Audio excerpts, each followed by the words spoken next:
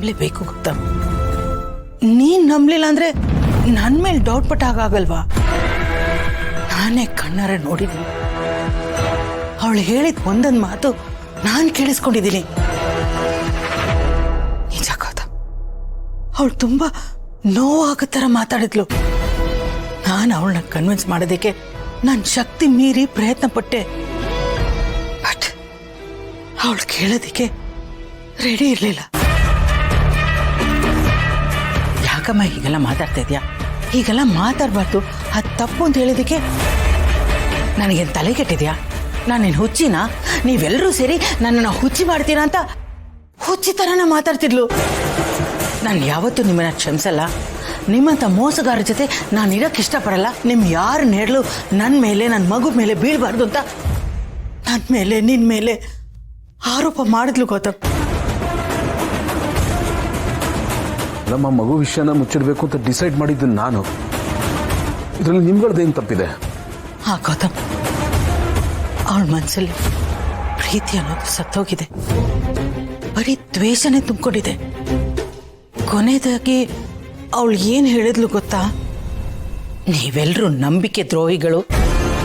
ನನ್ನ ಮಗು ಇಲ್ಲೇ ಇದ್ರೆ ನಿಮ್ಮ ಥರನೇ ಬೆಳೆದು ಬಿಡ್ತಾನೆ, ಹಾಗಾಗದು ನನಗಿಷ್ಟ ಅಲ್ಲ ಅಂತ ಹೇಳಿ ಮಗುನ ಕರ್ಕೊಂಡು ಹೊರಟ್ಬಿಟ್ಲು. ನಿನ್ ದಮ್ಮಯ್ಯ ಅಂತೀನಿ, ಗೌತಮ್ನ ಬಿಟ್ಟು ಹೋಗ್ಬೇಡ, ನೀನ್ ಇಲ್ದೆ ಗೌತಮ್ ಇರಲ್ಲ ಅಂತ ನಾನು ಬೇಡ್ಕೊಂಡೆ. ಆದ್ರೆ ಅವಳ ಮನ್ಸು ಕರಗ್ಲಿಲ್ಲ. ನಮ್ಮ ಮನೇನ ಕತ್ಲೆ ಮಾಡಿ ಹೊರಟೋಗ್ಬಿಟ್ಲು.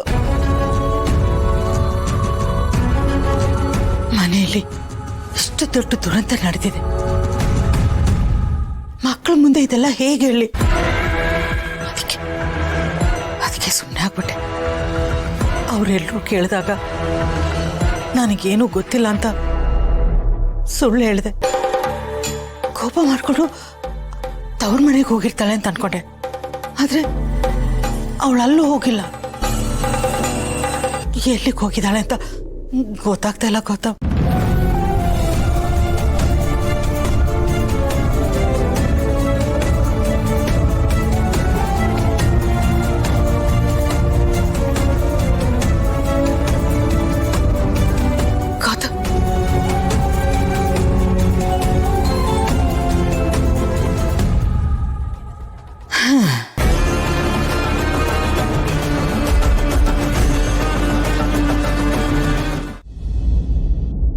ಭಾವ,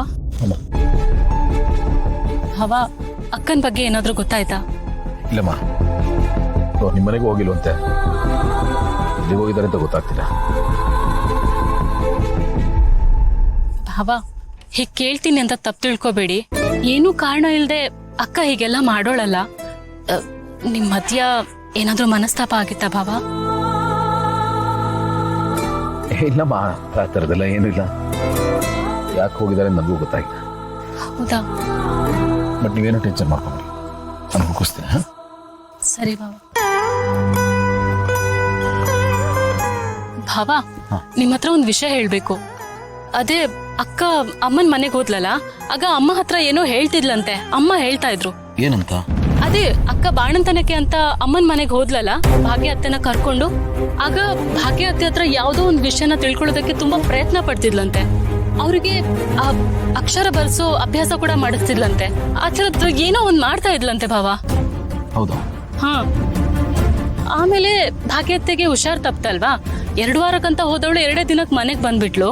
ಬಟ್ ಬರ್ತಾನು ಅಮ್ಮ ಹತ್ರ ಹೇಳ್ತಾ ಇದ್ಲಂತೆ ಆ ಮನೇಲಿ ಏನೋ ಒಂದ್ ಸಮಸ್ಯೆ ಇದೆ ಅಂತ. ಬಟ್ ಏನು ಅಂತ ಹೇಳಿರ್ಲಿಲ್ವಂತೆ.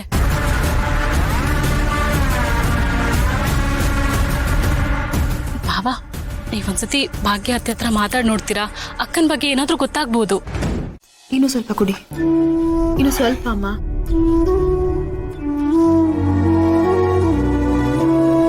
ಅಣ್ಣ, ಭೂಮಿಕಾ ಅವ್ರ ಬಗ್ಗೆ ನಿಮ್ಗೆ ಏನಮ್ಮ ಗೊತ್ತೋ? ಅತ್ತೆ ಹೇಳ್ತಾ ಇದ್ರು ನೀನು ಭೂಮಿಕಾಗೆ ಏನು ಹೇಳಕ್ ಟ್ರೈ ಮಾಡ್ತಾ ಇದ್ದೆ ಅಂತ. ಏನಾಯ್ತಮ್ಮ?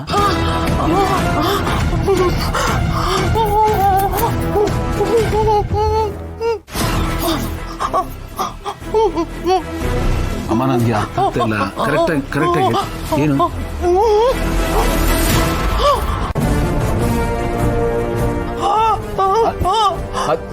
ಅಮ್ಮ ಅಮ್ಮ ಅಮ್ಮ ಅಮ್ಮ ಆಯಾಸ ಮಾಡ್ಕೋಬೇಡ ಅಣ್ಣ ಇವಾಗ ಏನು ಕೇಳೋದ್ ಬೇಡ ಕೂತ್ಕೋ ಕೂತ್ಕೋ ಕೂತ್ಕೊಮ್ಮ ಕೂತ್ಕೋ ಕೂತ್ಕೋ ಕೂತ್ಕೋ ಕೂತ್ಕೋ ಕೂತ್ಕೋ ಅದಕ್ಕೆ ಹೇಳ್ತಿದ್ರು ಅಮ್ಮಂಗ್ ಈ ತರ ಆದ್ರೆ ಅವ್ರ ಪಾಡಿಗೆ ಅವ್ರನ್ನ ಬಿಟ್ಬಿಡು, ಜಾಸ್ತಿ ಏನು ಕೇಳಕ್ ಹೋಗ್ಬೇಡ ಅಂತ.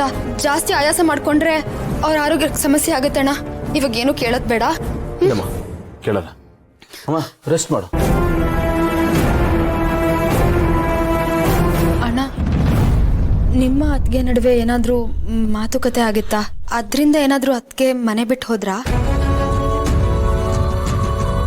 ಹೇಳಿ ಅಣ್ಣ. ಯಾಕೆಂದ್ರೆ ನನಗ್ ಗೊತ್ತಿರೋ ಮಟ್ಟಿಗೆ ಅತ್ಗೆ ಧೈರ್ಯನೇ ಬೇರೆ. ಅಂತವ್ರ ಮನೆ ಬಿಟ್ಟು ಹೋಗಿದ್ದಾರೆ ಅಂದ್ರೆ ನನಗೆ ಆಶ್ಚರ್ಯ ಆಗ್ತಿದೆ ಅಣ್ಣ. ಚಿಕ್ಕ ಪುಟ್ಟ ವಿಷಯಕ್ಕೆ ಅತ್ಗೆ ಈ ತರ ಎಲ್ಲ ಮಾಡೋರಲ್ಲ. ಆದ್ರೆ ಏನಾದ್ರೂ ದೊಡ್ಡದಾಗೆ ಆಗಿರುತ್ತೆ, ಅದಕ್ಕೆ ಕೇಳ್ದೆ. ಅಣ್ಣ ನಿಮ್ ಮಧ್ಯೆ ಆ ಥರ ಏನಾದ್ರೂ ಆಯ್ತಾ?